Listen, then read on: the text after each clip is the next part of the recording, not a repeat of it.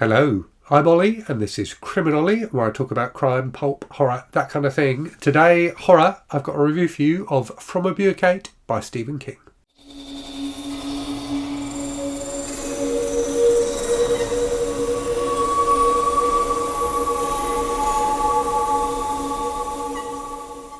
So this is part of my ongoing read-through of all the Stephen King books I haven't yet read. Albeit, in the case of From a Buick, Goodreads told me that I had read it before, but I have no recollection of it at all. I gave it 3 stars previously on Goodreads. On this read, if indeed it was a reread, I've actually given it 4 stars. It's a book that is challenging in a lot of ways, I think, but which ultimately I found that I really, really enjoyed. So let me talk to you a bit about the book, about the plot, what the book's about, and then tell you why I personally had a good time with it. So the book is about this mysterious car, the Buick 8, which is discovered by a group of state troopers. So basically the car, drives into a gas station. This mysterious weird guy gets out of it. The weird guy then disappears, and the gas station owner calls the cops, and they turn up and take the car away. What's unusual about the car, aside from the fact that its owner has just vanished, is the fact that whilst it looks like a regular car, when you examine it more closely, there are things about it that are not right, like the spark plugs aren't linked up properly, and the dials on the dashboard don't move, and things like that. It's almost like a giant toy car, like someone's impression of a car rather than an actual car. So anyway, the state troopers take it to their barracks and put it in a shed there and kind of monitor it. And weird stuff starts happening with this car. And the way the book relays these weird events to you is in quite a not atypical way for Stephen King, I guess. So basically, it's laid out as a series of conversations. So there's a young guy who's hanging around with the state troopers at the barracks, whose dad was a state trooper and who died in an accident.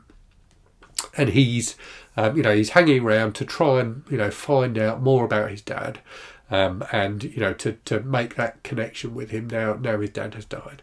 The dad was involved in the original discovery of the car, and at this point, the state troopers have had the car there for a number of years. So what you get is a series of conversations between the kid and different people in the barracks, telling him about his dad, stories about his dad, but also about weird things that have happened with this car over the years. And for the first 2/3 or so of the book, I was kind of quite enjoying it, but I was also thinking, what's the point of all this? It's kind of feels like a book without really much of a plot, in that you do just get this series of weird events about the car, gradually getting weirder and weirder. But with no, the car is still there, so there's no climax to these events. So it's quite a gentle read, and it's interesting, and it's nice to see, it's interesting to read about all this weird stuff happening. But it feels, like I say, I felt myself wanting a plot. Now, thankfully, by the end of the book, King, in the way he's capable of doing, because he's so experienced and so good at this, manages to give it a plot and made me realise they kind of had been a plot all along. I just hadn't realised it. And he wraps things up really nicely at the end, in a way which definitely doesn't answer all the questions, but is still satisfying. So overall, as I say, I gave it 4 stars, and I thought it was an interesting entry in the King canon. I think it's a King book that a lot of King fans aren't particularly fond of, one they would rank lower down. And interestingly, the book it reminded me of most by King is The Colorado Kid, which is another book that a lot of King fans don't like.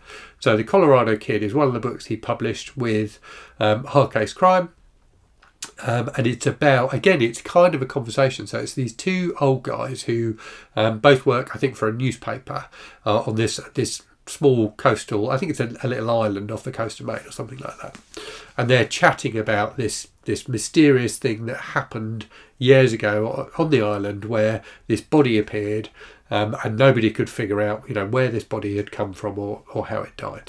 So The Colorado Kid is very much a book about the nature of mystery, and it's a book where the mystery is not solved. you never find out what really happened. And again, like in From a Buick 8, there's a younger person, a young female journalist who the two older guys are talking to. So you get that conversational thing.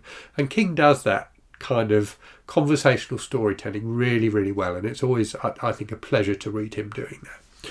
So this is similar in that it's a book about mystery. The mystery in here feels more like a kind of Twilight Zone-y kind of mystery than the one in The Colorado Kid. The Colorado Kid is more like something you'd see on like one of those Netflix shows, like Greatest Unsolved Mysteries or something like that. It's you kind of feel like most of the pieces are there, but they just don't fit together.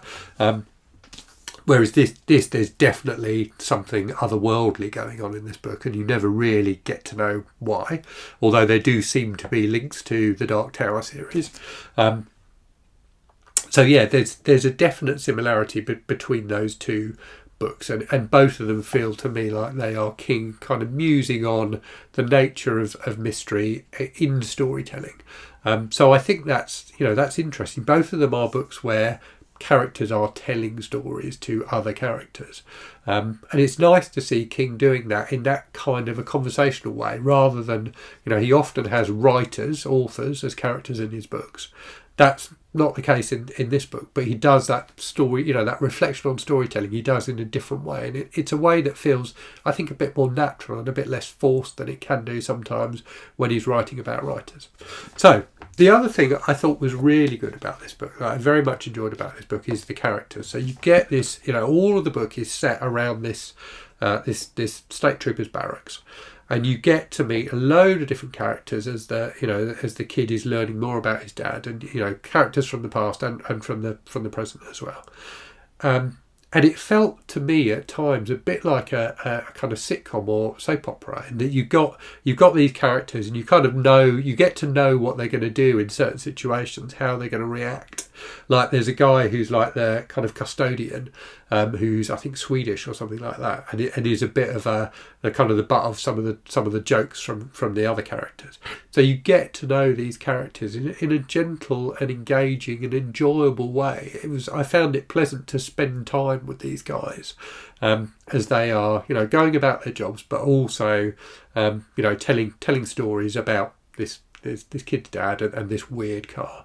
And King, in the afterword to this, talks about spending time with at State Troopers barracks to do research for the book, and hearing their stories and things like that. And that really comes across in the book. It's a quite an affectionate portrayal of that kind of typically male environment, and I think King does it well. There is a female character who's like the kind of dispatcher, who's a really good character, actually, one of the better characters. There's some very funny scenes involving her, but overall you get that kind of gentle sense of kind of a kind of low-key sitcom or soap opera, which I found enjoyable to read, and that kept me going. Those characters kept me going through the parts of the book where I was thinking, where's the plot, until the climax, when King manages to wrap everything together.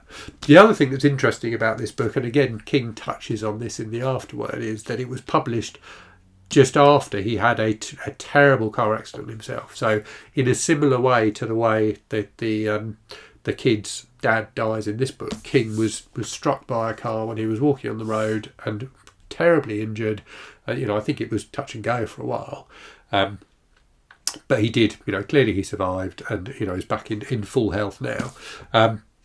And he talks about that in this book, but what he's very keen to point out is he started writing the book. He had the original idea for the book and started writing the book before he had the accident, and it indeed had written some of the accident scenes before he had the accident, and was intrigued to see how sounds horribly morbid, doesn't it, but was interested to see how his description of the accident in the book matched his own experience of being in a horrible traffic accident. So yeah, not a book that I think a lot of King fans love, but I did enjoy it. I wouldn't put it in my top 10 King or anything like that, but definitely glad to have read it. So, hope you found that interesting. Do let me know if you've read From a Buick 8 and what you thought of it. And as always, thank you very much for watching. Hope you're safe and well out there. Hope you're reading good stuff. And I'll speak to you again very soon. Cheerio.